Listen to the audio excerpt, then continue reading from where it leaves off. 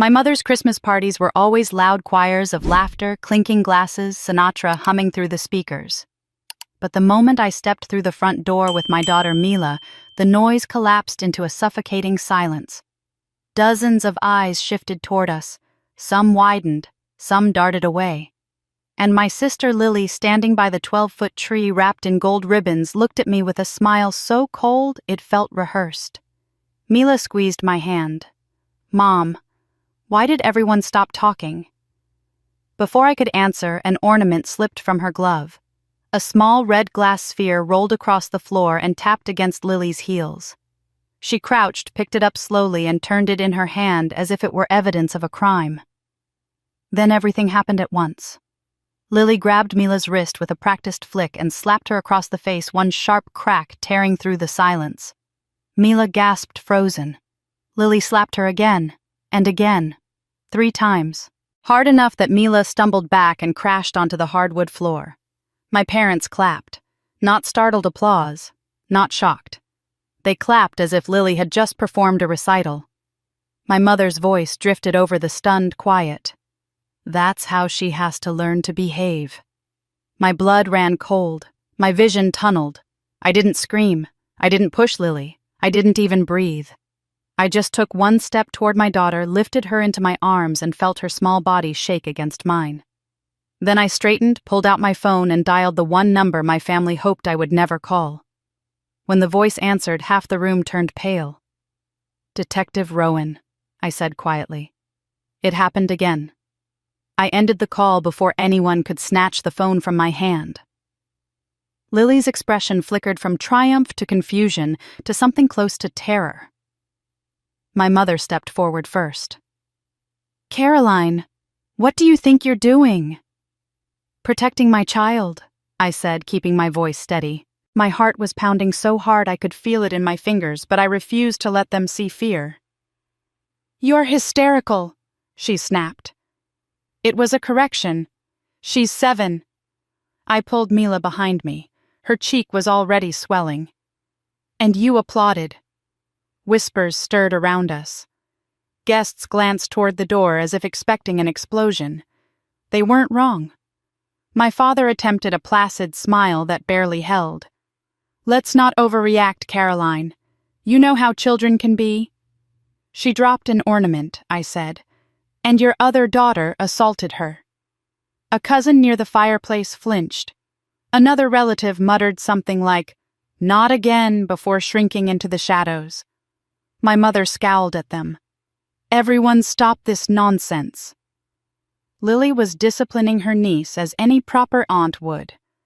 Mila pressed her face into my hip, sobbing quietly. I smoothed her hair and whispered, "You're safe." The words felt fragile. I wasn't sure I believed them, not yet. Lily finally spoke. "Oh, come on, Caroline. Kids bounce back." Her voice was light, but her eyes were sharp, watching the room, calculating each reaction. "Maybe if you'd actually taught her respect." My voice dropped. "Is that what you call this?" Her lips curled into a smile that made my stomach twist. Some children only learn when they're shown who's in charge. I could feel something shift in the room, like a held breath before a storm. Even people who usually admired Lily edged away from her. I stepped forward, placing myself fully between her and my daughter. "You will not touch her again." Lily's smile twitched. "You won't be able to protect her forever."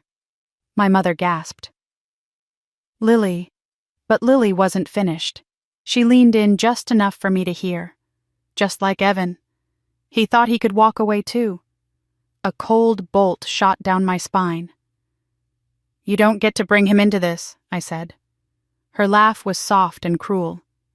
"You called Rowan. What do you think he's coming for?" I froze. She knew. She knew exactly what Rowan believed, what he suspected the night Evan died. And her smirk told me she wasn't scared of me, but she was terrified of him. Aunt Meredith, who usually avoided conflict like poison, spoke up from behind a table of gingerbread platters. "Caroline, take the child home. This isn't a good place tonight." My mother spun toward her. "Meredith, stay out of this." But Meredith's eyes didn't leave mine. Not tonight. Please." The lights on the tree flickered. Somewhere in the kitchen, a dish clattered. The house felt unstable, vibrating with tension. I could see it now, the fear behind the faces, the secrets pressing up beneath the walls like trapped air. These people weren't shocked by Lily. They were terrified of what might follow. Lily tossed her hair back and strutted toward the table. "Overreacting as always, Caroline. You want to make a scene? Go ahead." My father tried again, voice trembling. "Please, both of you, let's calm down." But he was cut off as a tinny vibration hummed from my phone. A text from Rowan. 10 minutes. Lily's face drained of color. My mother reached out as if she could physically snatch the message from the air. "Caroline, shut your phone off. Now." "No," I said simply. "You're going to destroy your own sister," she hissed. She did that herself. I placed a hand on Mila's back, feeling her tiny heartbeat flutter. "The only person I'm here to protect is my daughter." "You always wanted to punish Lily," my mother snapped. I met her eyes. "No, I wanted someone to believe me." The words slipped out before I could stop them. For a second, the room seemed to freeze. Even Lily's hand paused mid-reach for a cookie. My mother's jaw clenched. "We buried that foolishness 2 years ago." "No," I whispered. "You covered it." Lily took a step toward me, shaking. "Don't say another word." But I wasn't speaking to her anymore. I was speaking to the truth. A sudden knock rattled the front door, 3 sharp, deliberate strikes. Gasps rippled through the party. The color drained from my father's face. My mother swore under her breath. Lily whispered, horrified, "He's here." I held Mila tight and stepped back. My heart steady now, no longer trembling. The house had spent years silencing me. Tonight it would listen. I exhaled slowly. "Good," I said. "Let him in." 2 years earlier, the phone rang at 10:23 on a stormy night, and my father's voice came through sounding too calm, too rehearsed. He said Evan had fallen down the stairs, and that everything happened too fast for anyone to help. I remember standing in my kitchen, staring at the blinking light on the microwave, unable to process the words. Fallen. Dead. Accident. All delivered with the emotional weight of someone announcing a late package delivery. And then he said something that still chills me now. "Don't come over tonight." Lily doesn't want visitors. Lily didn't want visitors. Not "we're in shock," not "don't drive in the storm," not "we're waiting for the police." Just a direct command from my parents, relayed like scripture, as if Lily's wishes were the only ones that mattered. I knew instantly something was wrong. I knew, but I didn't say it aloud. Not that night. I barely slept. By dawn, the storm had passed, leaving the world washed and quiet. I drove straight to the morgue. I told myself I needed to be there for Lily, to support her, to make sense of what happened. But the truth was simpler and sharper. I needed to see Evan with my own eyes. I needed to know if the story made sense. I needed to know if my instincts were lying to me. They weren't. The mortuary lights were harsh and cold, humming softly overhead. Evan lay on the metal table, covered to the collarbone with a white sheet. He looked peaceful in a way that didn't match the violent story of a fall down hardwood stairs. I stepped closer and brushed a curl of hair from his forehead, something Lily used to do when she wanted to appear tender. And then I saw them. 4 deep, curved scratches along the left side of his neck. Not surface scrapes. Not accidental contact. These were fingernail marks, longer, deeper, angrier than any fall could make. "What caused these?" I whispered.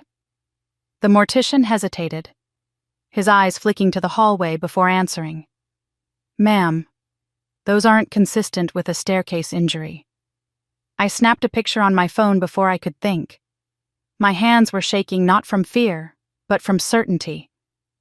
I didn't have proof of anything yet, but I knew.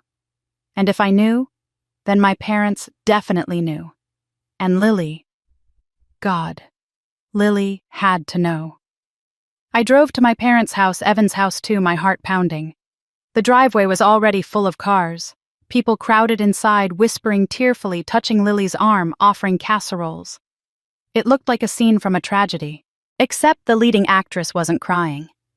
Lily sat on the couch, wrapped in a cream blanket, her makeup perfect, her eyes dry. A mug of tea steamed on the side table. She looked like someone resting after a long rehearsal, not someone who lost her husband 12 hours earlier. I approached her slowly. "Lily," I said softly. "I'm so sorry." She turned toward me with a practiced expression of grief. A soft lip tremble. A lowered gaze. I'd seen her perform before at school plays, at Christmas parties, at charity events. But never with a dead husband in the next room. "Thank you," she whispered. I sat beside her and lowered my voice. "I went to see Evan." Her eyes flicked up sharply. "Why I needed to understand." "There's nothing to understand," she snapped. I pulled out my phone and angled the screen just enough so only she could see. "Then tell me what these are." Her face changed in an instant. The trembling lip vanished, replaced by a flash of pure rage. She snatched the phone from my hand so fast I barely reacted. "Delete it." "No," I said quietly. She stood up abruptly, the blanket dropping to the floor. "Are you accusing me of something? My husband dies and you think you can." My mother rushed into the room like a storm wind. "What's going on?" Lily thrust the phone at her. "She's spreading lies. She thinks I killed Evan." My mother grabbed my arm in a tight, bruising grip. "Delete the photo." I stared straight at her. "Why?" Her jaw tensed. "Because you didn't see anything." My father appeared behind her eyes, downcast. He wouldn't meet my gaze. He never did when my mother was involved. "You're upsetting your sister," he murmured. "This is not the time." But the time was already gone. Something inside me broke. Something that had been cracking for years. I left the house because staying felt like suffocating. I expected at least one message, one question, 1 ounce of compassion. None came. 2 nights later, my mother summoned the entire family for dinner. A family meeting, she called it. I walked into their home knowing nothing had changed but hoping I was wrong. Dinner was silent at first, thick, heavy. Then my mother cleared her throat. "What happened to Evan was a tragedy," she began. "But Caroline, your behavior since then has been unacceptable." "My behavior?" My voice felt foreign in my throat.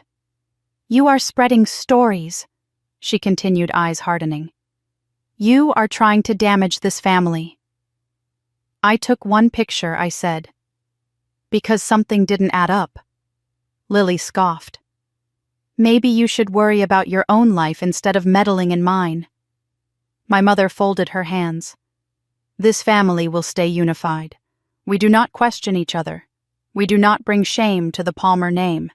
If you insist on digging into something that was clearly an accident, then you are on your own." "Do you understand?" "Is that a threat?" I asked. "It's a boundary," she replied coolly. "Accept the accident or consider yourself no longer part of this family." She didn't ask if I was grieving. She didn't ask if I was scared. She didn't ask if I was okay. She asked for obedience. I pushed my chair back, stood up, and said nothing. I didn't trust myself to speak. On my way out the door, my father followed me into the cold night air. The porch light cast a lonely glow on his tired eyes. "Caroline," he whispered, "don't go looking for answers. It's not safe." I turned to him slowly. "Not safe for who?" He looked at the door, then back at me. "Just don't." He went inside and closed the door. I heard the lock click behind him. From that night on, I kept my distance. I protected Mila from the gatherings, the pretense, the quiet violence that wasn't physical but felt sharp enough to cut. But the truth never left me. And as I sat in my bedroom months later watching rain streak down the window, Rowan called me for the first time. He was the detective assigned to Evan's case, and he sounded frustrated. "I can't prove it," he said. But your instincts were right, Caroline. Something about that night doesn't make sense. If she ever hurts someone again, call me." Those words followed me for 2 years. They sank deep into my bones. They slept beside my fear. And when Lily slapped Mila in front of the Christmas tree, when she hit her 3 times without blinking, when my parents applauded like she'd done something good, I knew exactly what Rowan meant. Violence doesn't start with a murder. It starts with a slap. By the time I walked back into the living room with Mila pressed against my side, the Christmas party had already shifted into something that no longer resembled a holiday gathering. The air was stiff, heavy, dusted with fear instead of cinnamon. Guests who moments earlier had been laughing over wine were now standing rigidly near walls' glasses untouched. Conversations died the moment I stepped in. A few relatives looked at me with sympathy.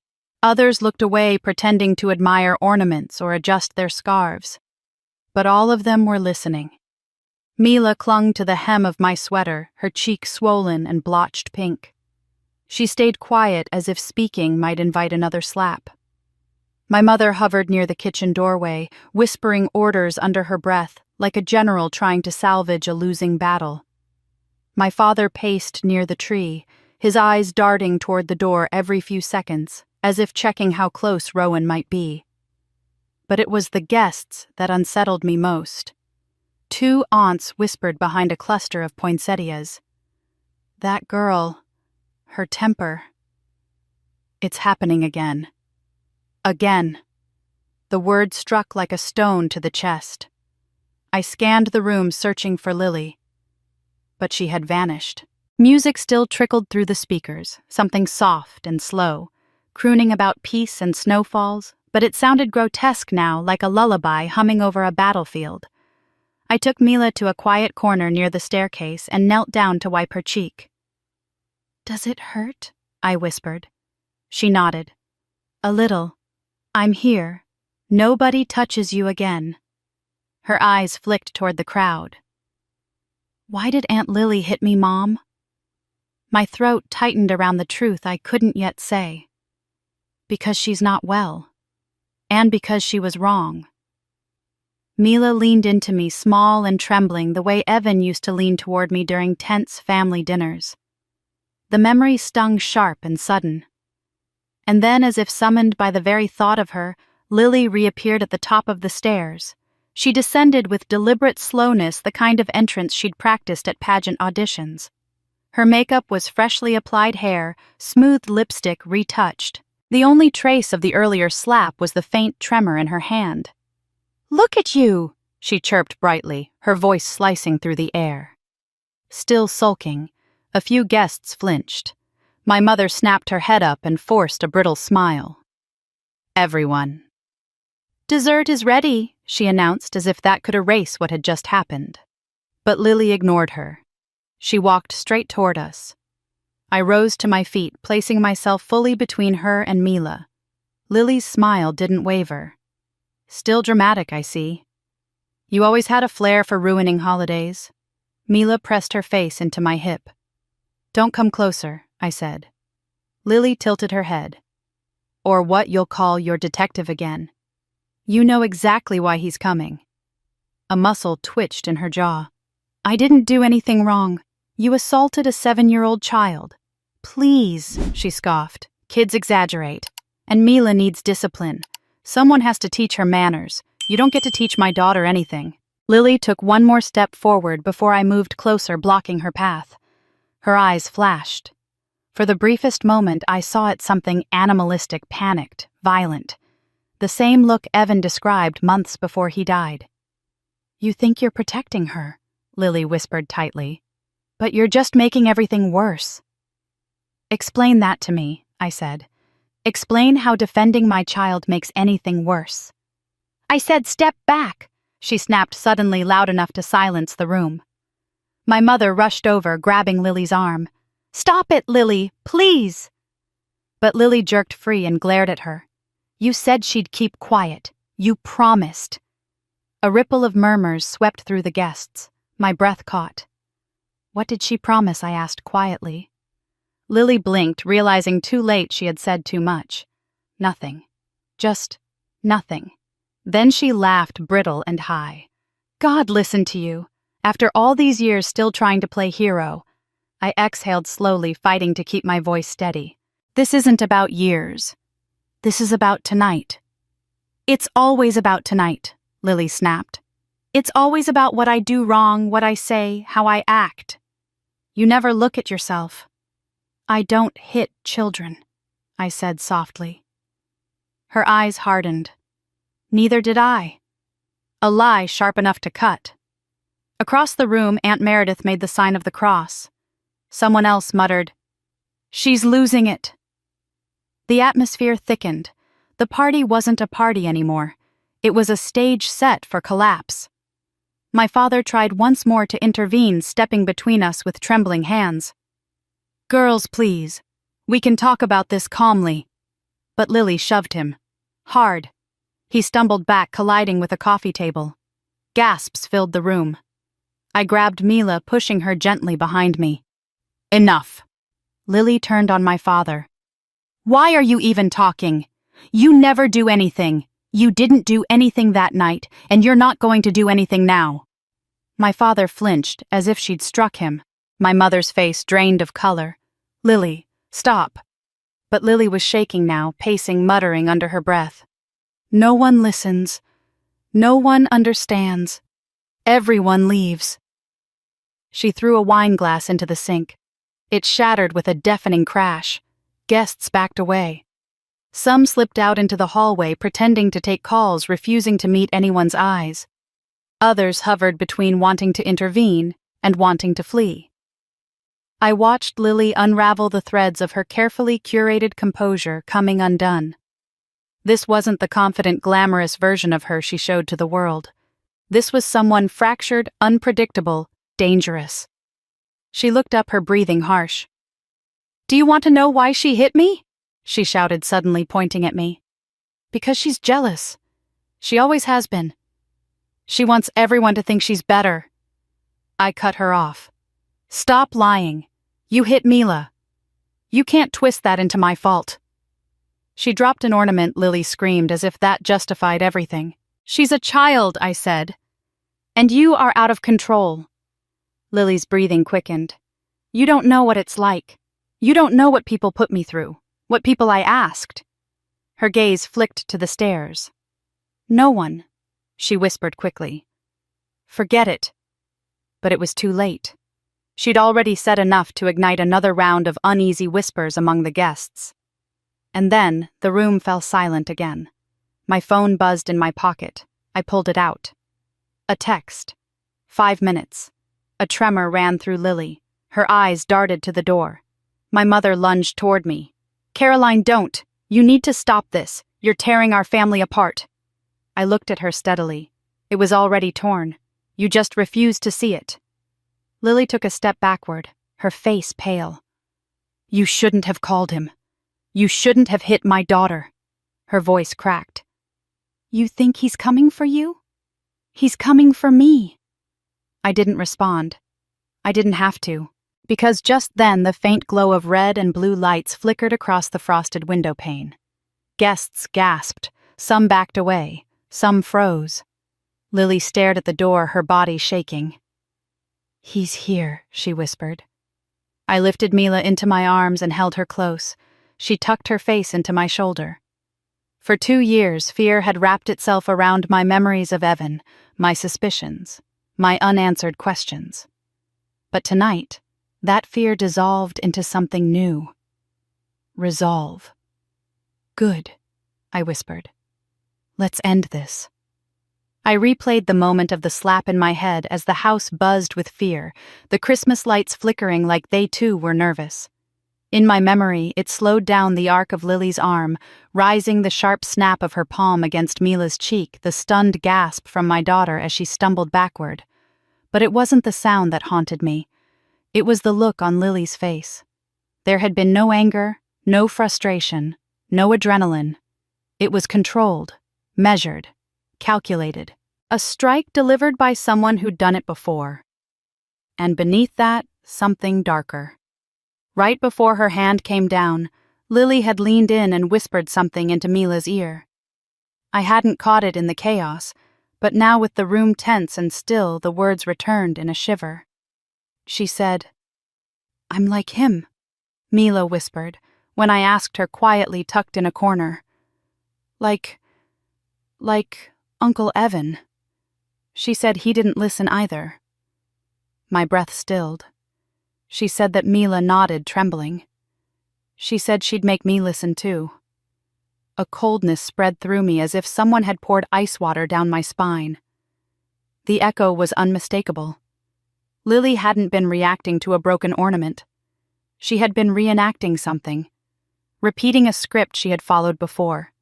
I pulled Mila tighter against me.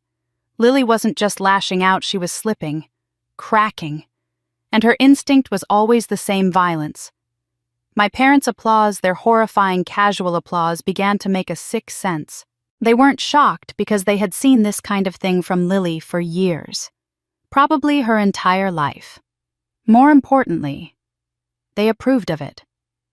I watched them from across the room now, my mother stiff and pale, whispering furiously to a cluster of relatives, my father pacing like he was waiting for a bomb to go off, and Lily, the eye of the storm, standing in the kitchen doorway with a trembling smile glued to her lips. Suddenly the pieces clicked. The applause wasn't for Mila. It was for Lily. A reward. A reinforcement. A ritual. Something they had taught her. Something they had normalized. I swallowed hard. My mother once told me when I was 10, "Children must fear someone. That's how they learn respect." Back then I thought she was trying to be wise.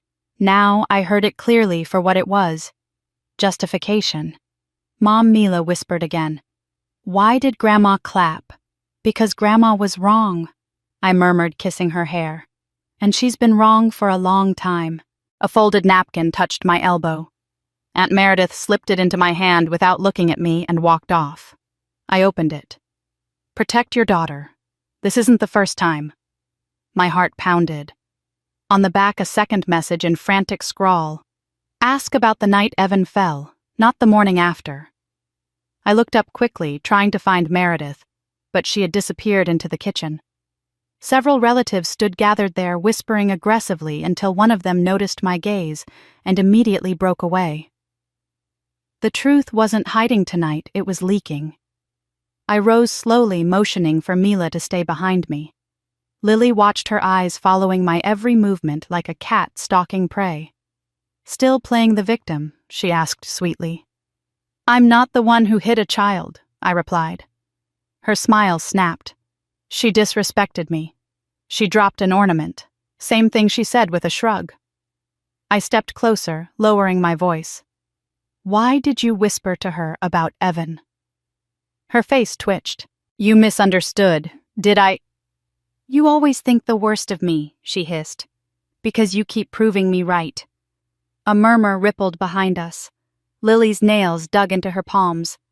"Don't push me, Caroline." "You pushed Evan," I said before I could stop myself.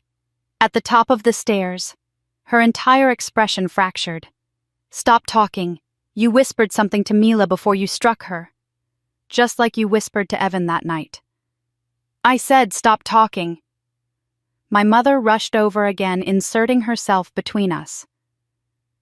"Caroline, enough. Lily is grieving." "Still?" I asked. Or again. My mother's jaw locked. "You're provoking her." "No. I'm exposing her." My father stepped in weakly, hands raised. "Girls, please, this isn't helping anyone." But Lily shoved him away without blinking, her face slick with sweat. "Stay out of it. You always stay out of everything." He stumbled back into the buffet table, nearly knocking over a tray of gingerbread men. Gasps filled the room. The last time I had seen Lily shove someone that hard, Evan had fallen. A guest near the window muttered under their breath, "It's happening again." I turned sharply toward the voice, but the man quickly busied himself with straightening a wreath, avoiding my eyes. The tension in the room tightened like a wire. Then Lily snapped. She hurled a wine glass into the sink. It shattered explosively, sharp shards flying across the counter. People backed away. She began pacing, muttering, "Everyone leaves. Everyone lies. Everyone betrays me." Donna rushed to steady her, but Lily jerked free like a feral animal. "Don't touch me." My mother froze. For the first time, I saw something like fear in her eyes. "Lily," I said softly. "Breathe." She spun toward me. "Don't tell me what to do. You think you're so perfect. You think you're so innocent." "I never said that. You think you know everything," she spat. "But you don't know what it's like. What people put me through." "What people?" I asked. Again. She swallowed hard, her eyes darting toward the upstairs hallway. Then she shook her head aggressively. "Forget it." But her fear wasn't of Rowan. It was of someone else. Someone who had been in this house before. The same someone who whispered threats into Evan's ear, the someone Rowan suspected existed the night Evan died. The air thickened. I took Mila's hand gently and pulled her behind me again. I felt her breath warm against my back. Across the room, someone near the tree whispered, "She's unraveling," just like that night. My mother's head whipped toward the voice, but she couldn't identify who said it.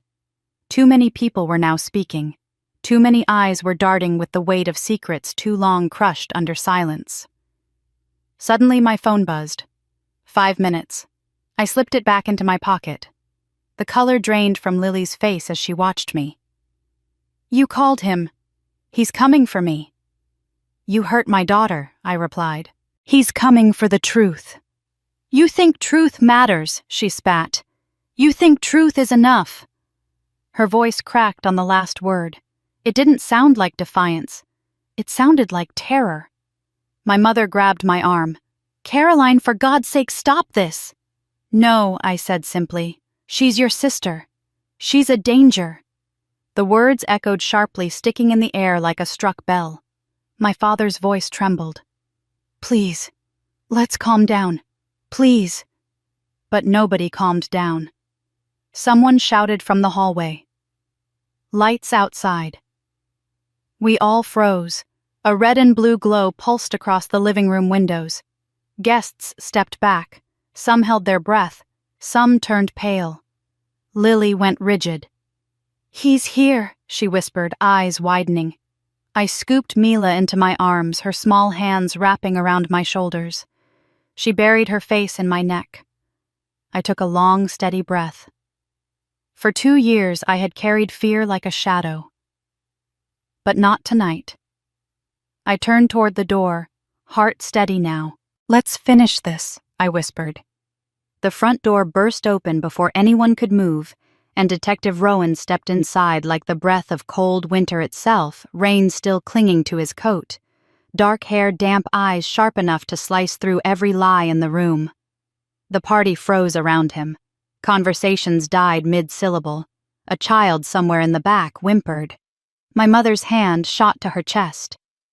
But Rowan didn't look at her. Or my father. Or even me. His eyes locked directly onto Lily. She shrank back as if he'd struck her. I felt Mila bury her face deeper into my shoulder. "Detective," my father said with a brittle smile, "what a surprise." "I'm not here for Christmas cookies," Rowan replied without a shred of humor. His gaze swept across the room. I received a report of a child being assaulted. A wave of whispers rippled through the guests. My mother stiffened. "That's an exaggeration, Detective. Caroline is—" "Are you making an official statement?" Rowan interrupted calmly, denying that Lily Palmer struck a minor in this home tonight. My mother opened her mouth, then closed it again. Her face flushed with panic. Rowan clicked a pen and held up a small recorder. "Go on." My mother glared at him with venom, but she said nothing. "Thought so," Rowan said. He turned to me. "Caroline, is Mila safe?" "Yes," I whispered, though my arms tightened around her instinctively. "May I see her cheek?" I knelt, angling Mila so he could examine the bright red imprint. He didn't touch her. He didn't have to. His jaw clenched. Then his voice dropped. Was it the same hand she used on Evan? The room exhaled in horror. Someone gasped. My mother nearly collapsed. Lily's face went ghostly white. You can't bring him up. You can't. Rowan raised his head slowly. Why not? My heart hammered. Rowan hadn't planned subtlety. He was here to break open the truth. He stood and faced the guests. 2 years ago, Evan Palmer's death was ruled an accident. His voice echoed calm but cutting. But some accidents look a lot like murder. Gasps. A plate clattered onto the floor. My father staggered backward. My mother stepped in front of Rowan, shaking with fury. You stop this right now. You are harassing my daughter. Rowan didn't even blink. Your daughter assaulted a 7-year-old. And this isn't the first time she's lost control. That's a lie, Lily screamed. Rowan turned to her, his voice quiet but merciless. Is it? Lily flinched backward. He looked at my parents. Let's clarify something. I'm not here on a murder charge. Not yet. I'm here because your daughter repeated a pattern of violent behavior in front of 30 witnesses. A murmur spread like wildfire. Pattern. What pattern? Someone whispered. Just like Evan. Another hissed. Everyone calm down, my mother shouted desperately, but her voice cracked under the weight of the truth. Rowan slowly approached her. 2 years ago, Donna, you denied my request to interview Lily about the night Evan died. Why? My mother's lips trembled. I was protecting her. From what Rowan asked. A conversation. She was fragile, my mother snapped. Rowan leaned in slightly. Funny. Her story changed 3 times. Nothing fragile about that. More whispers. Guests exchanged horrified looks. Rowan didn't let up. So, let me ask again. Why wasn't Lily interviewed? Why did you clean the staircase before the paramedics arrived? Why did you tell family members not to speak to me? My mother's expression twisted. I won't answer that. Rowan nodded as if he expected it. Then he turned back to me. Caroline, tell me exactly what happened tonight. I swallowed and recounted the moment, the ornament rolling Lily's sudden fury, the 3 slaps, the shove. While I spoke, several guests nodded quiet confirmations, tiny flickers of truth finding courage. When I finished, Rowan looked at the crowd. Anyone here witnessed the slaps? Hands rose. 1, then 3, then nearly a dozen. The room tilted under the weight of it.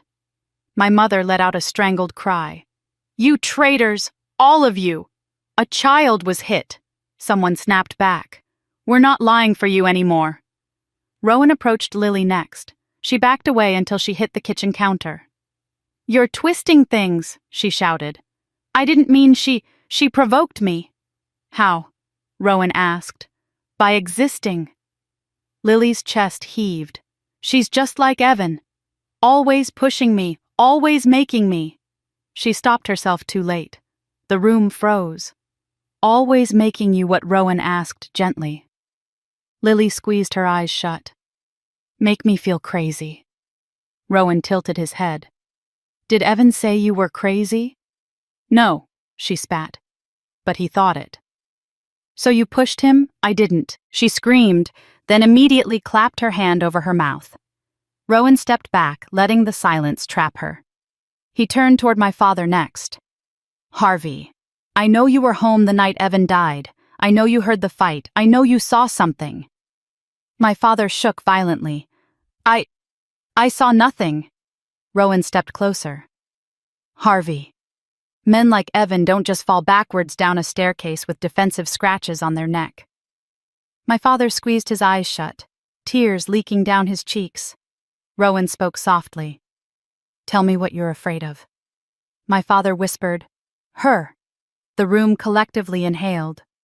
Who? Rowan asked. But my father just pointed shakily at my mother.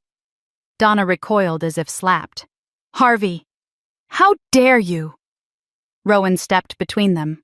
It's okay, Harvey. You can speak now. No, he cannot, my mother shrieked. Rowan shot her a warning look. If you interrupt again, I will remove you from this room. She froze. Harvey wiped his face with trembling hands. I didn't mean to help her cover it, he said, voice cracking. I did what she asked, like I always do. It was the closest thing to a confession he'd ever made. Guests exchanged horrified whispers. Someone muttered, "He saw it. He knows." Rowan turned to Lily again. Did Evan grab you before he fell? Lily shook her head violently, lips trembling. He was going to leave me, she murmured. He said he was done. He said he wanted space. He said I was too much. Her breathing grew rapid, shallow. Rowan's voice softened. And what did you do? I didn't mean to. Her voice cracked into a sob. He grabbed my wrist. He said he would go. Her hand curled reflexively, mimicking a push.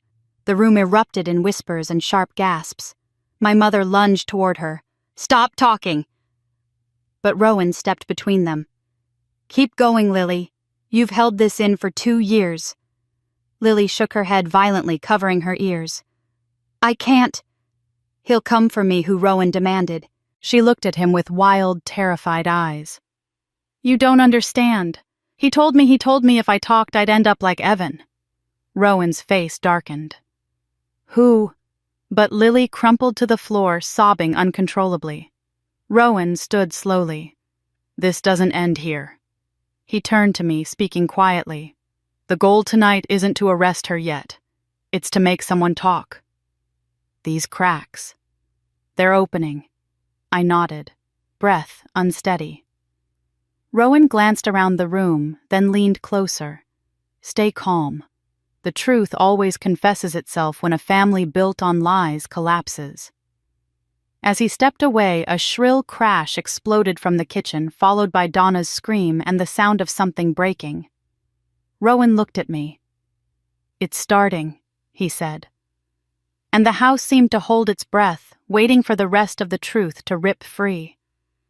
Rowan stood in the center of the living room, like an anchor, steady and immovable, while the rest of the house trembled on its foundation. My mother tried to gather the guests, whispering frantic instructions, things like, go home and forget all this. But no one moved. No one even dared blink. Rowan's voice had frozen the entire party in place. No one leaves, he said calmly, until I have answers about Evan's fall. His tone wasn't loud, but it was sharp enough to slice through the layers of denial that had held this family together for decades. I felt Mila tighten her arms around my neck. I whispered into her hair. I've got you, though. My own pulse thudded against my ribs. Donna stepped forward, clinging to rage the way drowning people cling to driftwood. Detective, you can't detain an entire household without cause. I have cause. Rowan replied, meeting her gaze without flinching. First, a child was assaulted tonight in front of multiple witnesses. And second, he paused, scanning the room. Second, I have new information about Evan Palmer's death. A sharp inhale rippled through the guests like one shared breath among 30 people. Donna's voice cracked as she tried to hold composure. You are harassing my family. Your family is obstructing an ongoing investigation, Rowan said. 2 years ago, I accepted your refusal to cooperate. That won't happen again. Donna's mouth opened, but nothing came out. Rowan took a step forward and addressed the entire room. Let's revisit the story everyone was told. Evan fell down the stairs late at night. Lily claimed she was asleep. Donna said she heard nothing. Harvey insisted Evan must have slipped. He paused. Does anyone here still believe that... A silence settled so heavy it felt physical. No one answered. No one even shifted their weight. Then an elderly aunt voice, trembling, whispered, I never believed it. Donna whipped around. Meredith, shut your mouth. But Meredith didn't. She lowered her trembling hands. I heard shouting, Donna. That night. Shouting and something breaking. Guests gasped. Lily's breathing turned ragged. Rowan nodded. Thank you. That matches the testimony from 2 neighbors. My father sagged against the wall as if someone had punched the air out of him. Rowan opened a folder he'd kept tucked under his arm. Let's discuss the inconsistencies.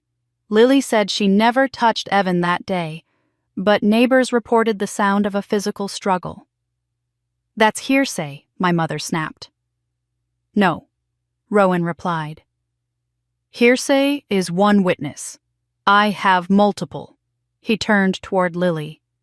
2 neighbors heard you yelling minutes before Evan fell. One said it sounded like you screamed, "You can't leave me!" Lily shook her head violently.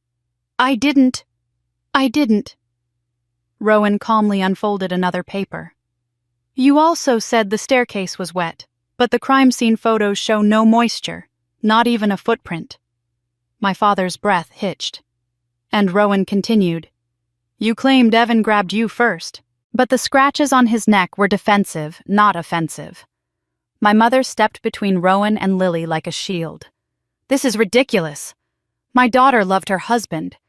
She could never. Rowan's voice dropped controlled and lethal. Then explain why you cleaned the staircase before officers arrived. Donna blinked rapidly. I panicked. Panicked. Rowan repeated, his eyebrow rising. Bleach doesn't come from panic. Neither does scrubbing blood from a banister. Gasps erupted. Lily's legs buckled. She gripped the counternails, digging into the wood. I found myself stepping slightly forward, unable to stop watching her unravel. Rowan shifted his focus to Harvey. Mr. Palmer, you were home that night. Did you hear the argument? Harvey shook his head. No. I can't, Donna barked. Harvey, say nothing. But Rowan gently cut her off. Harvey, you're safe to speak now. My father's voice broke as he whispered, I heard everything. A collective gasp swept the room. Donna's face contorted. Harvey! But Rowan continued softly. What did you hear? Harvey squeezed his eyes shut. I heard Evan begging her to stop. And I heard his voice cracked. I heard someone else. A man. I don't know who. A dizzying hush fell. Lily let out a strangled sob and collapsed onto a bar stool. Stop! Please stop! Rowan approached her slowly. Lily, look at me. She clutched her head, fingers tangled in her hair. No. You told the police Evan never touched you, Rowan said gently. But that wasn't true, was it? He tried to defend himself. She began rocking. He grabbed me. He wanted to leave me. He said he was done. And you couldn't handle that, Rowan said softly. You reacted. No, she screamed. He pushed me first, he said. He said I was insane. Rowan's expression didn't change. Did you push him back? Her breath hitched. I didn't mean to. The room exploded into a mix of horrified whispers and sharp cries. My mother rushed toward Lily, but Rowan stepped between them. Lily, he said, did you push? Evan? Lily shook her head violently, but her voice betrayed her. He wouldn't stop talking. He kept saying he was leaving. He wouldn't stop. Tell me what you did, Rowan pressed, not unkindly. She broke. I pushed him, but not hard. Not to kill him. I just wanted him to shut up. A woman near the fireplace sobbed. My father dropped to his knees, weeping. My mother stood frozen. Her face twisted in a silent scream.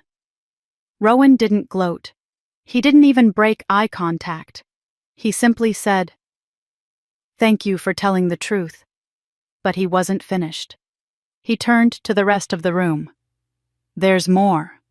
I have new evidence from someone who recently broke their silence. Someone who was too afraid to speak before. An electric shiver ran through the house. Rowan leaned closer to me, his voice barely above a whisper. The cracks are widening. Someone else will talk next. As if on cue, a loud crash erupted from the kitchen, a dish shattering. Donna screamed. Then Lily screamed. Then Harvey begged someone to stop yelling. And Rowan took one slow breath. "It's happening," he murmured. And something inside that house finally broke open, revealing the truth that had been rotting underneath it all. The argument in the kitchen had exploded into something feral. Donna's shrill voice, Lily's sobbing, Harvey's trembling apologies, it all blurred into a feverish chorus echoing through the house. Rowan stepped toward the noise, but before he reached the doorway, Lily stumbled back into the living room, mascara streaking down her cheeks, hair, wild breath ragged. "You made me do it!" she screamed at Donna, and then something I never thought I'd see. Donna slapped her. The crack rang out like a firecracker. Guests flinched. A woman covered her mouth. My father staggered backward in shock. Lily pressed a trembling hand to her cheek, eyes wide as though she hadn't known her mother was capable of hitting her. It was the kind of slap meant not for discipline, but to silence. Donna hissed through clenched teeth. "You say one more word, and I'll—" Rowan stepped between them. "Enough." His voice wasn't loud. It didn't have to be. The entire room fell silent. Lily collapsed onto the couch, clutching a pillow like a lifeline. Her chest heaved with frantic breaths. She looked like a child, not a 32-year-old woman. Rowan slowly turned toward me. "Caroline," he said quietly, "there's history here. I need you to tell me what Evan confided in you before he died." My heart squeezed. For 2 years I'd tried to bury these memories to protect myself from them. But tonight, with the truth breaking through the walls like floodwater, there was no point burying anything. I nodded. He told me things I didn't want to believe at the time. Rowan gestured gently. "Start wherever you can." My gaze drifted to Lily, shaking broken yet still dangerous. Then to the tree lights reflecting off the window. Then finally to Mila, who was curled quietly near my leg, listening with wide, frightened eyes. "Evan used to come to my house when things got bad." I began. He didn't want to worry his friends. He didn't want to embarrass Lily. But he was scared of her. Gasps murmured through the guests. Lily buried her face in her hands. "Stop." He told me Lily controlled everything. I continued. Who he talked to, what he wore, when he could leave. He said she would scream if he disagreed with her, throw things when she felt disrespected, push him if he tried to walk away. Someone whispered, "God." He said he loved her, I said quietly. He wanted to fix things. But Lily didn't want a husband. She wanted a mirror, someone who only reflected her, never contradicted her. My mother bristled.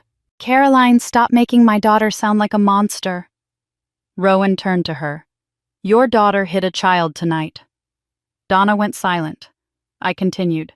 6 months before he died, Evan told me that Lily shoved him during an argument. He didn't fall, but it scared him. He said she looked not angry, not frustrated, but blank, like she wasn't even in her body anymore. Harvey let out a choked sob from the corner. He said he'd been thinking about leaving, I said. Just for a few days, just to clear his head. But Lily told him she'd ruin him if he did. At this, Lily lifted her head sharply. "I didn't mean it. People say things in fights." Rowan's voice was steady. "What did he say back?" He said, I whispered that sometimes he felt safer sleeping in his car. A few guests cried quietly. Rowan's jaw clenched. He tried to leave her, and she escalated. "Escalated," Donna barked. She was dealing with a difficult marriage. "No," Rowan snapped. She was abusing him. The word hung in the air like smoke. Thick, heavy, unavoidable. Lily covered her ears. "Stop it. Stop talking." But her meltdown didn't stop the truth. If anything, it revealed more. Rowan continued. "Abusers escalate when they lose control. Evan pulled away. So Lily pulled him back. Hard. Lily rocked back and forth. He was supposed to love me. He wasn't supposed to leave. And when he said he was done, Rowan said gently, "You panicked." "I didn't mean to hurt him," she screamed. "You didn't mean to push him?" Rowan asked softly. Lily's breath hitched. She didn't answer. She didn't have to. Someone in the back whispered, "She did it. She really did it." Donna spun around. "Shut up, all of you.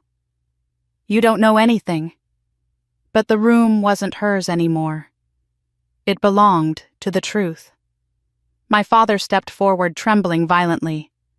I saw them fighting earlier that day, he confessed. I didn't think it was serious. Evan. He looked tired. Lily was screaming. "Donna told me to go to the garage, to stay out of it." Donna gasped. "Harvey! How dare you!" Rowan cut her off. "And the bruises on Lily's arms after the funeral?" My father shook. "She said Evan grabbed her. But I think she bruised herself hitting him." Then his voice broke. "I should have stopped it. I should have saved him." Donna screamed, "Stop talking, Harvey." But he didn't. "Donna told us all to stay quiet," he said. "She said if anyone talked, the family would fall apart."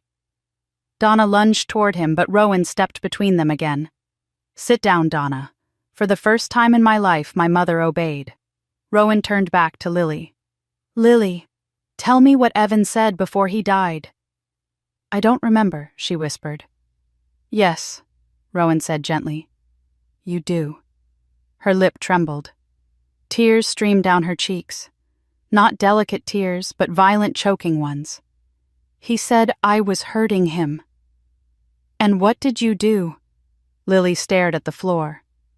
"I told him he couldn't leave me." "What did he do?" "He tried to walk away. And then Lily's whole body shook. I tried to stop him. How Lily covered her face with both hands. I pushed him. The room erupted. People gasped. A woman fainted. My father sobbed openly. Donna screamed, "She didn't mean it." Rowan shook his head. "But you knew." Donna's face crumpled. I felt my knees weaken. Mila clutched my hand. I pressed her close. "Evan told me he planned to leave after Christmas," I whispered. Rowan nodded. "And Lily figured it out." "I didn't want to kill him," Lily sobbed. "I just wanted him to stay. And when he fell," Rowan said quietly, "you panicked. I wanted to help him," she cried. "I ran down the stairs. I tried. I really tried." Rowan frowned. "But Donna told you what to say." "Didn't she?" Lily nodded, shaking violently. "She said I had to stick to the story, or we'd both go to prison." The room fell into a stunned silence. Donna's voice cracked. "I was protecting you." "No, Mom," Lily whispered. "You were protecting yourself." Then something clicked in Lily's expression, fear, realization, and horror mixed together. Her eyes widened. "He'll come for me. I told too much. He'll come for me." Rowan stiffened. "Who?" Lily shook her head, tears spilling. "He was there that night. He saw. He helped me move Evan. He said I owed him. And he said if I talked he'd—" She stopped. Her whole body trembled. Rowan knelt beside her, eyes locked with hers. "Who is he?" But Lily didn't answer. Instead, she looked toward the front door. Moments later, a deep rumble echoed outside, the unmistakable growl of an engine idling too close. Rowan stood. "It's him," Lily whispered. The room froze, and when Rowan moved toward the front window, I knew the night was nowhere near over. The engine outside snarled like a warning, low and predatory, vibrating through the frosted windows. Every guest in the house froze. Even the Christmas lights seemed to dim, as if the house itself were holding its breath. Lily clutched the edge of the couch, her face drained entirely of color. "He's here," she whispered, voice cracking. "He found me." Rowan raised a hand to quiet the room. "Everyone stay where you are," he ordered, stepping toward the front window with measured calm. My mother grabbed Lily's arm nails, digging into her skin. "What did you say to him? What did you do?" Lily recoiled, shaking her off. "You told me he'd never come back. You lied." Donna's expression shattered. "I told you to keep quiet. I told you to let me handle it." "Handle what?" someone near the staircase shouted. "What is going on in this family?" Rowan didn't answer. He peered through the curtain, his silhouette sharp against the dim glow of headlights cutting across the snow. The guests erupted into a hungry frenzy of whispers. "Is it him?" Another man. "Was he part of it? Did he help her?" I held Mila tighter, her tiny fingers gripping my coat like claws. Her cheek was still red from Lily's slap. The thought of this unknown man anywhere near her made my stomach twist. Rowan stepped away from the window and turned to me. "Stay with your daughter. Don't move." Then he looked at Lily. "If you know who that is now is the time to tell me." Lily's breath hitched. "I can't. If I say his name, he'll—" Donna slapped her again. "Don't talk!" she screamed. "Not. One more word." The room erupted, guests gasping, backing away from Donna as if she were a live wire. Rowan stepped between them. "Donna, if you touch her again, I'll restrain you." "You don't understand," Donna shrieked. "We are protecting her from him who Rowan demanded." Donna's mouth clamped shut. She stared at Rowan like a trapped animal, eyes darting to the door. And then my phone buzzed in my hand. A new text. Unknown number. "Stop digging. You won't like what you find." My breath caught. "Caroline? Stay calm." Rowan mouthed silently when he saw my expression falter.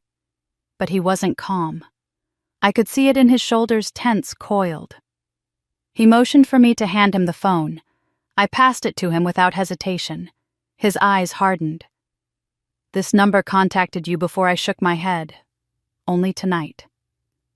"Then you're being watched," he said. "Someone is inside or close enough to see what's happening." A shudder passed through the room. Lily let out a broken sob. "I told him to stay away. I told him I didn't want to do this anymore." Donna grabbed Lily's wrist with a trembling hand.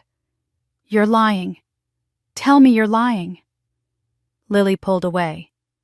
"He said if Evan talked, if he tried to leave, we'd both regret it." Rowan's head snapped up. What did this man have to do with Evan? But Lily only cried harder. At that moment, a soft, terrified voice spoke from the corner. "He came to the house 3 days before Evan died." Everyone turned. It was Aunt Meredith, trembling but resolute. Donna's face went gray. "Meredith, you keep that mouth shut." But Meredith straightened her spine. "No. No more silence. He came to the house. I saw him." Lily met him at the door. They argued on the porch. "What did you hear?" Rowan asked. Meredith swallowed.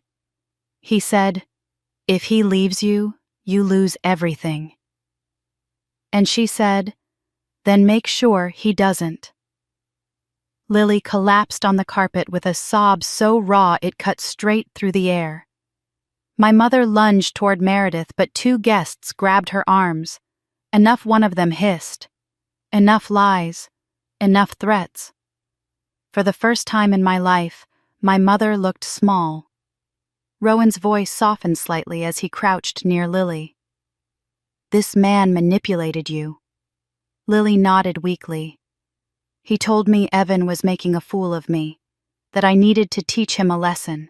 He said men who threaten to leave always come crawling back unless you show them who's in control." I felt bile climb my throat. The echoes of this man's poison were everywhere, woven into Lily's rage, into Donna's monstrous protection, into Evan's final hours. "What else did he tell you?" Rowan pressed. Lily looked up, eyes glassy. "He said he'd help me keep Evan loyal. He said a little push wouldn't kill him, that it would just scare him." A horrified cry erupted from someone near the tree. "Oh my God," Meredith whispered, shaking her head. "There was someone else. All this time. Someone else was there." Rowan stood. "Lily, I need his name." "I can't," she whispered. "You can." Rowan insisted. "He said he'd kill me if I talked," Lily screamed. Her voice cracked into a feral sob. The lights flickered. The engine outside revved again, louder this time, making several guests jump. Then another vibration buzzed through my phone. Rowan still held it. A second message appeared. "You're making a mistake." Rowan pocketed the phone and stood tall. "Everyone move away from the windows." People backed up instantly. Some clutched their coats. Others held their children. Fear wrapped tightly around the room like barbed wire. Donna whispered frantically, "He came here because she talked. He warned us this would happen." "Who?" Rowan snapped. "Say his name." But Donna stared at the floor. Lily curled into herself, shaking violently. "He said no one would believe me.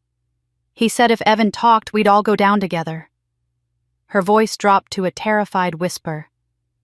"He was there the night Evan fell." The room erupted into panicked murmurs. Rowan's face tightened. "Who?" "Was." There Lily looked up, tears streaking her cheeks. "My ex. The one before Evan." Donna screamed. "Why did you tell them?" Rowan didn't give Donna a chance to speak again. "His name," he demanded. "Now."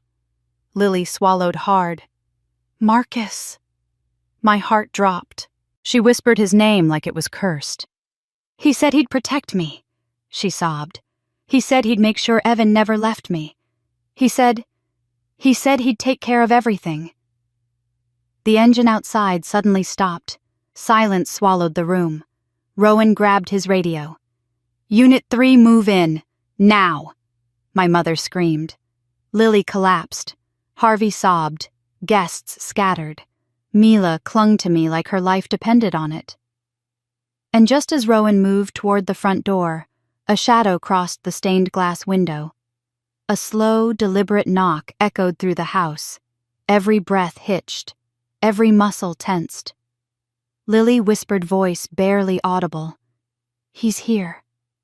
And with that, Chapter 8 ended not with the truth revealed, but with something far more dangerous. The truth arriving on the front doorstep. The knock at the door was slow, deliberate, almost mocking. A sound that didn't belong to a family Christmas party, but to something darker. Something stalking the edges of a nightmare. Rowan raised a hand, motioning for absolute silence. 30 people held their breath at once. Even the engine outside had gone quiet, as if whatever waited in the shadows was listening too. Rowan stepped toward the door, body tense but controlled. Lily curled into the couch cushions, shaking like a child hiding from a monster.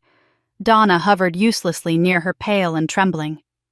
Harvey's hands were clasped over his mouth as if trying to stop words from escaping. But before Rowan even reached the doorknob, Donna snapped. "This is your fault," she hissed at me. "You're tearing this family apart." Her voice cracked not with anger but with panic. Not fury, fear. I didn't move. Lily slapped my daughter. "I reported it." "That's all I did." Donna jabbed a finger toward me. "You think this is about a slap? You have no idea what you've unleashed." Rowan shot her a glare. Donna stepped back. But she didn't. Her hysteria ballooned. "He's coming because you made her talk," she screamed at me.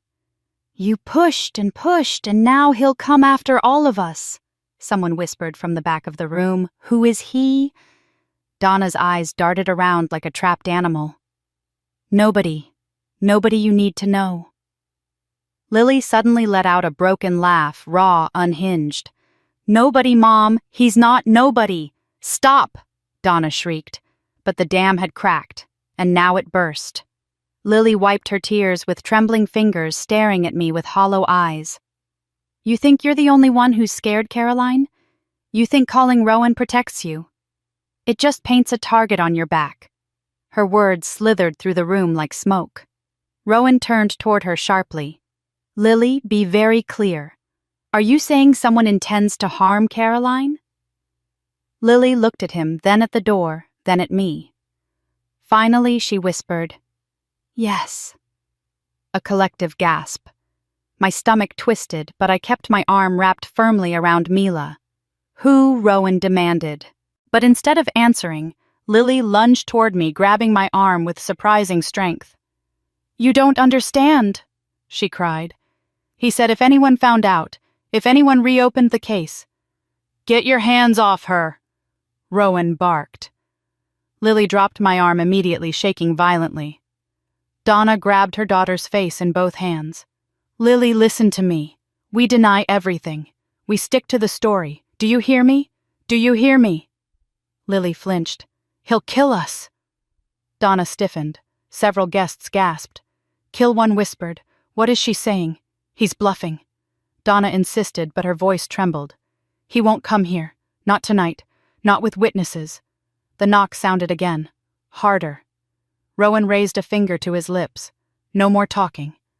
But Donna wasn't done. She spun toward the guests, the entire room, as if rallying an army. "Don't believe anything she's saying," she screamed. "Caroline has always hated Lily. She's jealous." "Oh, enough," muttered someone near the tree. "Yeah, Donna," another said loudly. "We all saw Lily slap the child, and we heard her scream about the man outside," someone else added. "This isn't Caroline's fault. You're letting her manipulate you." Donna barked, voice cracking. She always wanted to tear this family apart. But the room had turned. Pale faces now watched Donna with wary disgust. Her power, decades of intimidation, was collapsing. She hadn't realized it yet. Rowan cut through her hysteria. "Donna Palmer, if you continue to interfere with this investigation, I will remove you from the premises." She froze. And for the first time in my life, Donna looked small. Lily, however, was beyond small. She was unraveling, spiraling. She began pacing, muttering nonsense under her breath. I watched her carefully. "She's projecting," Rowan murmured, stepping to my side. This is what happens when an abuser loses control. Her brain is scrambling to justify the violence. "And the man outside," I whispered. Rowan's jaw tightened. "We'll find out." A faint buzz vibrated in his pocket. My phone. He pulled it out, glanced at the screen, and cursed under his breath. Another text. "If you keep pushing, she won't be the only one to fall." He showed me the message without speaking. My heart skipped painfully. A murmur rippled through the crowd, people sensing the shift, sensing the danger. "This is bad," Rowan murmured. "What does he want?" I asked. "He wants silence," Rowan said. "He wants control. Same motive pattern Evan described before he died." I felt myself go cold. "He's watching," Rowan continued. "And he's close." The guests huddled together. A few clutched hands. One older man whispered, "This is like something out of a horror movie."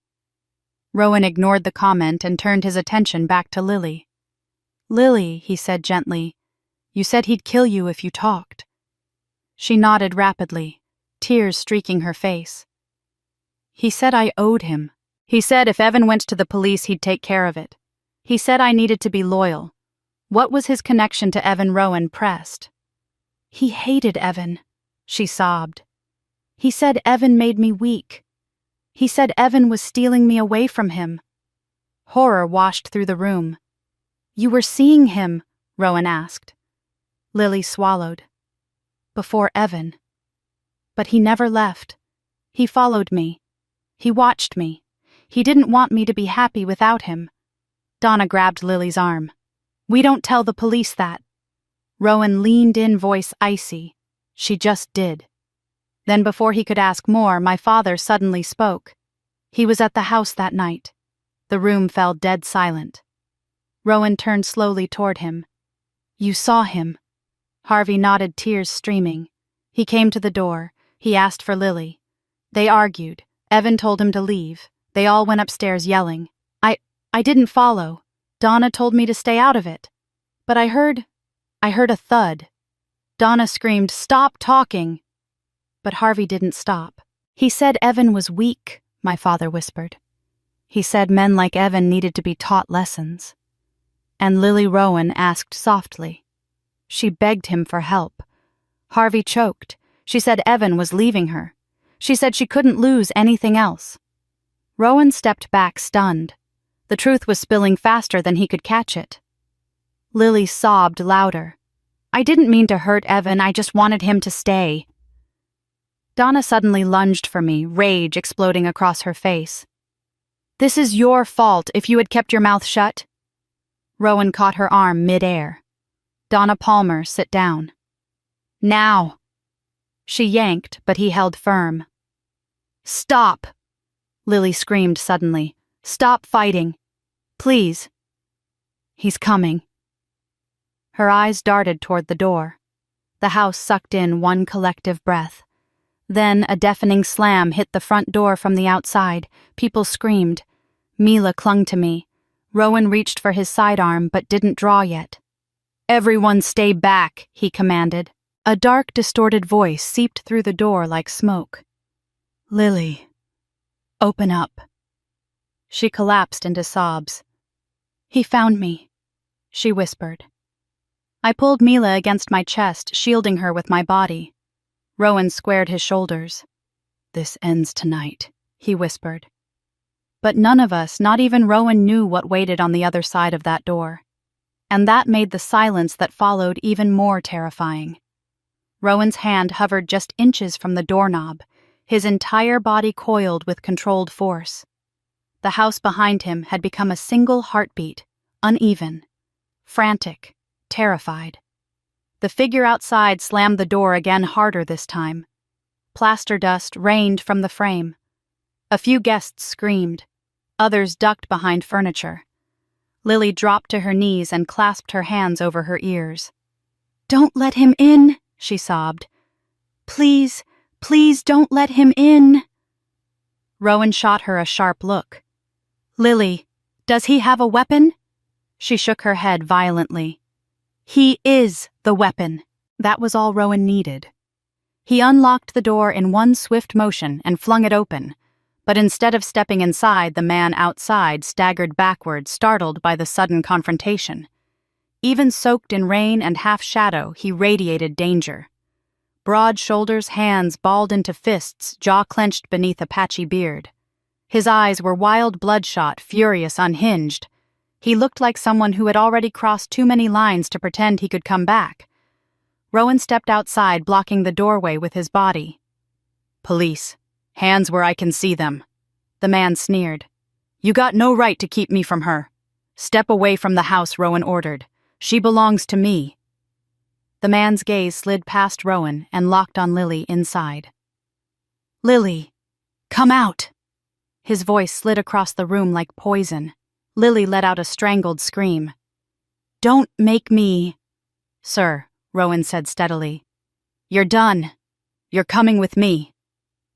The man barked a laugh that didn't sound human. "You think I'm scared of you? You think I'm scared of cops? They can't prove anything."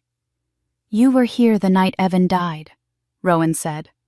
That wiped the smirk off his face. Just for a second. "I wasn't anywhere near this place," he snapped. Rowan didn't blink. "I have a witness who says otherwise." The man's nostrils flared. Lily wouldn't talk. Rowan's eyes sharpened. "So you admit you threatened her?" The man froze, realizing he'd revealed more than he meant to.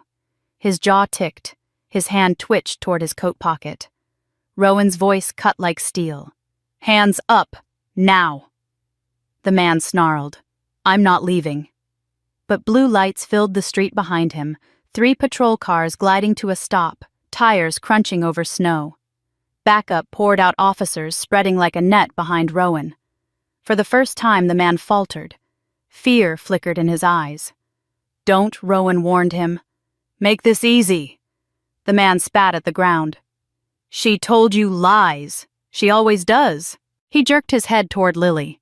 "She begged me for help. She begged me to stay." Lily let out a broken wail. "That's not true. You wouldn't leave me alone." You wouldn't let me live, the man growled. You liar!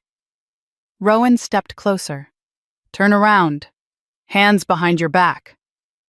The man's gaze darted between Rowan the officers and the house. He looked like a cornered animal ready to lash out, but he finally slowly lifted his hands. Then, in a sudden burst of rage, he lunged. Not at Rowan. At me.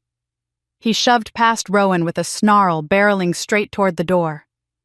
I barely had time to react before Rowan tackled him from behind, slamming him onto the porch with a force that shook the railings. The two men wrestled, boots scraping against wet wood. Guests screamed inside. I shielded Mila with my arms, pressing her head against my shoulder. Stay down! Rowan barked. Wrestling the man's arm behind his back, the man thrashed violently.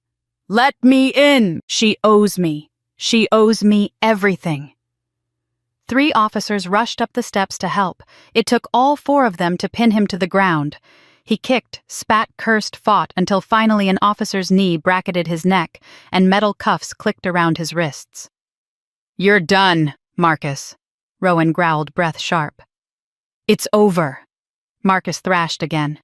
She told you lies. She wanted him gone. She asked me to. Rowan slammed his knee into Marcus's spine. Shut up! But Marcus fought to speak. She did push him. She begged me to help her. She said, make sure he never leaves me. Rowan's expression went still, frighteningly still. He stood up slowly, breathing hard. Then he faced Lily. Is that true? Lily's eyes were wild. No, I didn't. He's lying. He's always lying. But nobody in the room believed her. Not anymore. Marcus kept ranting as officers dragged him toward the patrol cars. We did it together. We both grabbed him. She told me to push. She said Evan deserved to fall, that he needed to learn. Get him out of here, Rowan barked. They shoved Marcus into the back of a squad car, still shouting, still spitting venom. Inside the house, everything was deathly still. Lily stared at the door like she expected Marcus to burst through again. Donna looked like the world had been yanked out from under her feet. Harvey was sobbing into his hands, body folded in on itself. Rowan shut the front door and locked it with a definitive click. He turned rain dripping from his coat. Let's finish, he said. He crossed the room and stood directly in front of Lily. You didn't act alone that night. You weren't upstairs by yourself. Lily shook her head wildly. I didn't mean to push him. He grabbed me first. He said horrible things. You weren't alone, Rowan repeated. No, Lily sobbed. I wasn't. Donna collapsed into a chair, her face turning ashen. Lily, don't. But Lily was past saving. She looked up at Rowan with hollow eyes. Marcus came in. I told him Evan was leaving. He got angry. He said Evan didn't deserve me. He shoved him first. Evan tried to defend himself. Then Her voice cracked. I pushed him too. I felt the breath punched from my lungs. Lily whispered, We didn't mean for him to fall. Rowan straightened. But you did nothing to save him. Lily collapsed, fully, face in her hands. I panicked. Mom cleaned everything. She said we had to protect the family. Rowan's jaw clenched. She covered for you. Donna lifted her chin defiantly. A mother protects her child. I'd do it again. Rowan stared at her with a coldness I had never seen before. You protected a murderer. She's not a murderer, Donna screamed. She didn't mean to. She was pushed, manipulated. But Lily whispered softly, brokenly, No, Mom. I wanted Evan to stay. I wanted control. I didn't let go. Donna fell silent. Harvey sobbed louder. Guests cried openly. Rowan turned toward me, toward the room, toward every witness present. His voice was steady, grave.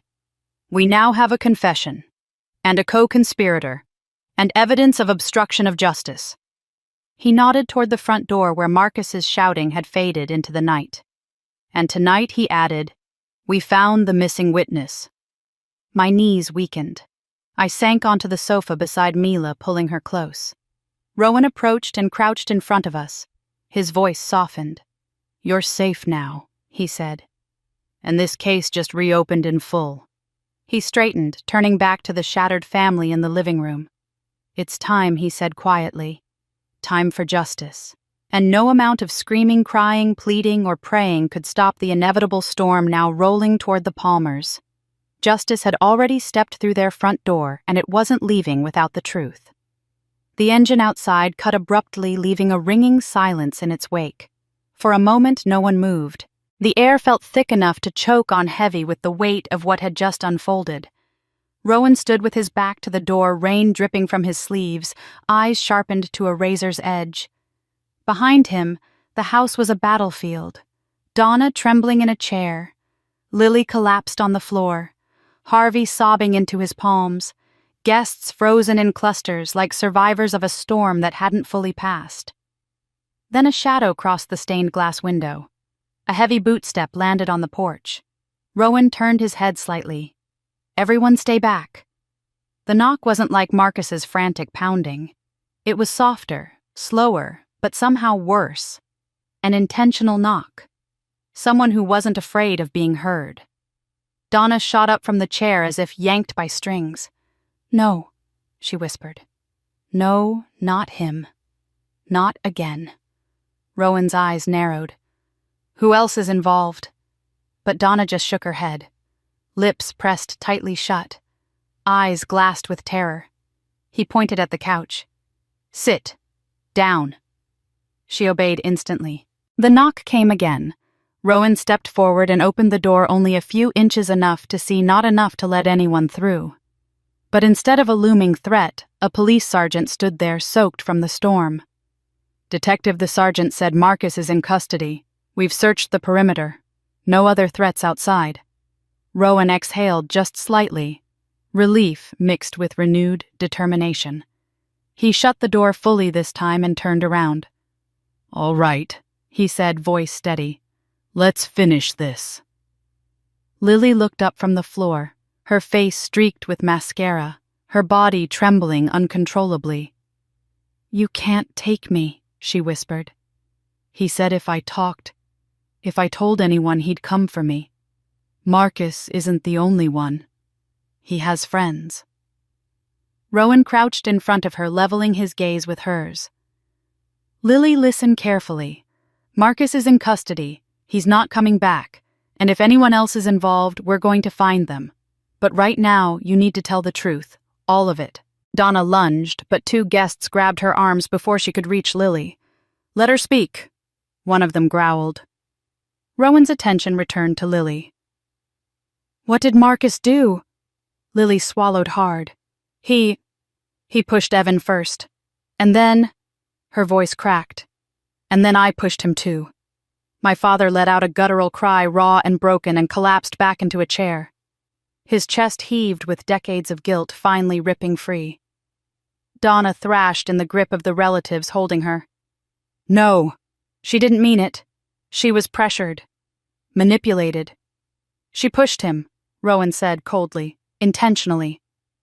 Donna shook her head violently, tears streaming. She didn't understand what she was doing.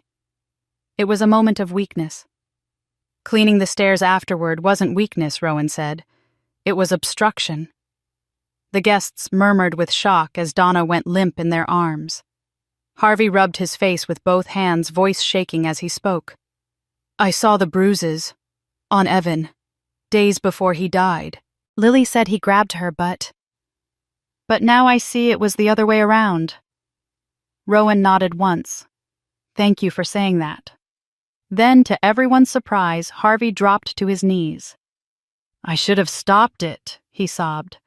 I heard them fighting that night. I heard the thud. Donna told me to stay in the garage. She said she'd fix everything. I didn't help. I didn't call anyone. I let him die. Donna shrieked. Harvey, stop, you weak old man. Stop confessing what you think you saw. You don't know anything. But Harvey didn't even look at her. Rowan did. Donna Palmer. He said you coerced witnesses. You tampered with evidence. You threatened your own family into silence. My mother stared back at him, lip curling in defiance. I protected my daughter. You protected a killer, Rowan replied. And you endangered a child tonight.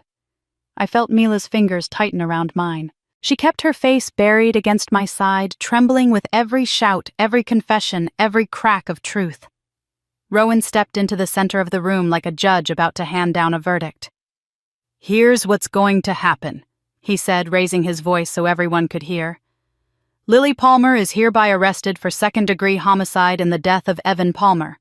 Marcus Hale is in custody and will be charged as an accomplice. Donna Palmer is under arrest for obstruction of justice, witness intimidation, and destruction of evidence. Donna shrieked. Lily wailed. Harvey sagged against the table. Gasps erupted around the room. Officers entered through the front door, their presence chilling and authoritative. One of them approached Lily gently. Ma'am, stand up. Lily clutched the couch cushion with both hands. No. I didn't mean to kill him. I didn't.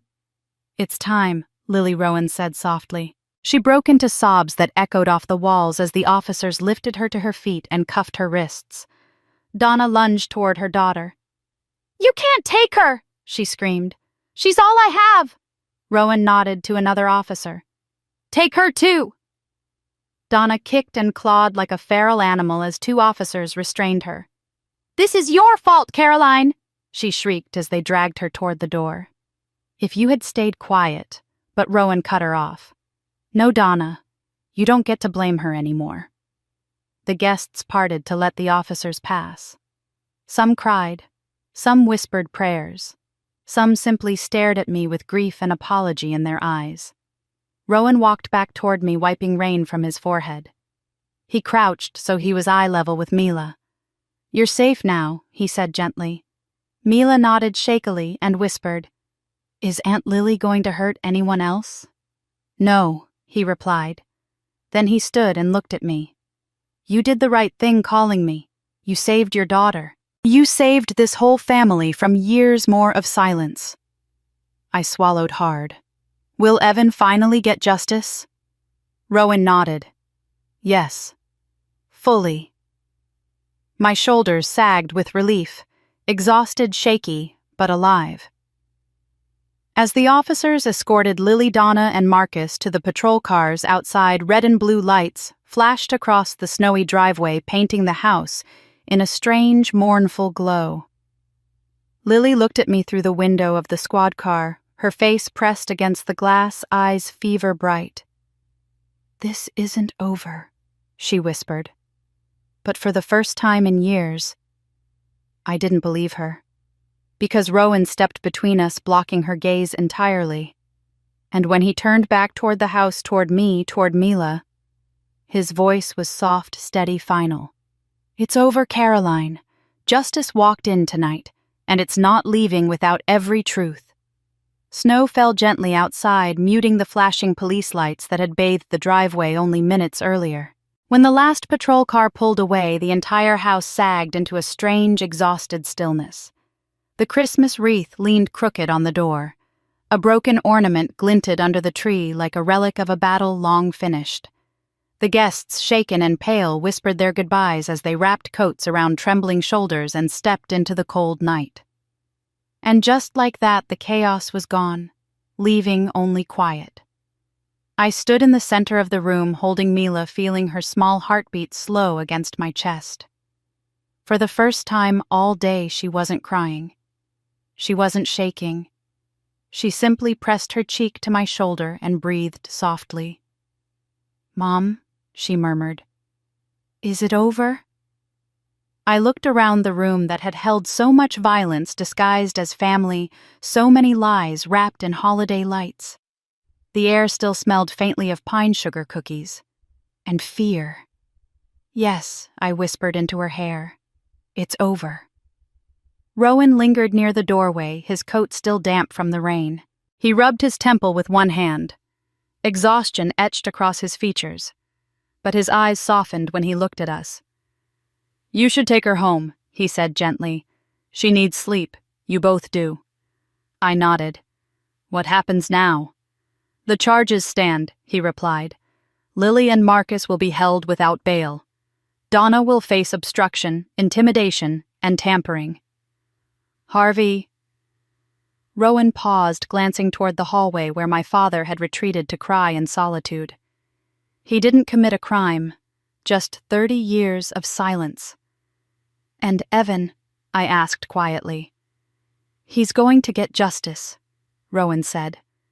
Every piece of the truth is lined up now.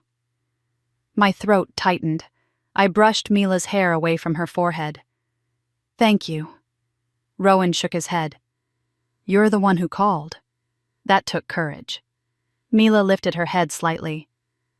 Detective Rowan. He knelt in front of us again. Yes, sweetheart. Will Christmas be happy next year? His face softened.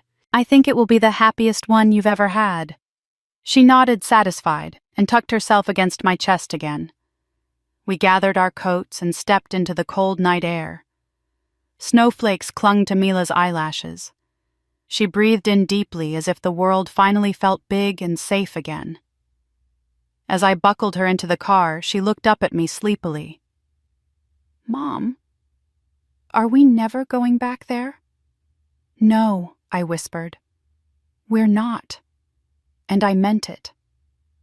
I drove home slowly, letting the quiet hum of the heater soothe Mila to sleep. By the time we reached our driveway, she was snoring softly, her cheeks smushed adorably against her car seat. I carried her inside, tucked her under blankets, and watched her chest rise and fall, with that perfect, steady rhythm only children have when they finally feel safe. I stood there for a long moment, just breathing with her. The next morning, sunlight spilled into the house, warm, soft golden. A stark contrast to the cold fear of the night before. The world felt gentler, lighter. I made hot cocoa for Mila and coffee for myself. We curled up on the couch together, wrapped in a blanket, the Christmas tree lights flickering faintly beside us. Are we okay now? She asked. We will be, I said. Healing takes time. But we're free now. Truly free. She smiled, a real one this time, not the hesitant half-smiles she'd been giving for months. Later that afternoon, we decorated our own tree our way without rules or perfect spacing or judgment. Mila placed a new ornament on the highest branch she could reach, a small red glass sphere, simple and unbroken. This one means we're safe, she said. I felt tears sting my eyes. Yes, it does. That evening, I lit a candle next to Evan's framed photo, his warm smile captured forever in a moment, far brighter than the one he died in. We told your story, I whispered, and now you can rest. The house felt whole again. Over the next few days, calls came and neighbors, co-workers, even distant relatives expressing shock, sympathy, apologies, stories of their own families, their own silences. I listened. I shared. I cried. I healed. And for the first time in years, I didn't feel alone. One afternoon, Harvey called. His voice shook as he apologized for not speaking sooner, for not protecting Evan, for not protecting me. I didn't offer him quick forgiveness, but I listened. I let him speak. And somewhere inside I accepted that surviving Donna for decades had broken him too. Healing didn't mean forgetting. It meant choosing differently. By Christmas Eve, Mila and I were ready. We baked cookies, played soft music, danced around the living room, and wrapped gifts in messy piles of paper and tape. It wasn't perfect. It wasn't fancy. It was ours. And it was peaceful. As we sat together watching snow fall outside the window, Mila leaned her head on my shoulder and said, "This is what Christmas is supposed to feel like." I kissed her forehead. "Yes, baby. This is what it's supposed to feel like." Later that night, after she fell asleep, I sat by the tree alone, letting the quiet wrap around me like a soft blanket. And I realized something. Revenge wasn't always about hurting someone back. Sometimes revenge was refusing to let the pain continue, refusing to hand trauma down like an heirloom, refusing to repeat the violence you escaped from. Sometimes revenge was choosing peace, and freedom, and a better life for the next generation. I took a deep breath and smiled to myself as the lights blinked softly on the branches. We had won.